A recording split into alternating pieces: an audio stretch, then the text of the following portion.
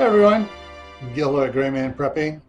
On today's episode of Your Prep for Today, we're going to go back to the bathroom, specifically the shower or the bathtub. And what I want to suggest to you today is that check on your supplies of shampoo. And make sure your shampoo is doing what you really need it to do to keep your hair healthy. It doesn't have to be all blowing in the air and all the other fun stuff you see on all these ads and stuff. You need one that does what it's supposed to do, doesn't damage the hair, and is relatively inexpensive and keeps for a long time, so you can get multiple containers of it. Now, there are some, for me, myself, and my kids, we prefer an old school shampoo, Prel.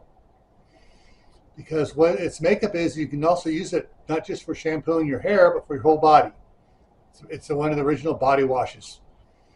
And you don't have to have that, but look at something that does basically the same thing, that will clean your hair and your body and is relatively inexpensive.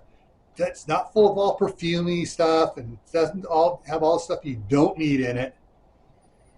All right? So think about making sure you have plenty of shampoo, not just for the short term, but for the long term. All right? And remember, stay happy no matter what life throws at you. Stay safe. Don't go out and do anything foolish. Keep adding to your preps. Water, food, medicine, clothing, skills. Learn a new skill. Also, try planting an indoor garden this winter.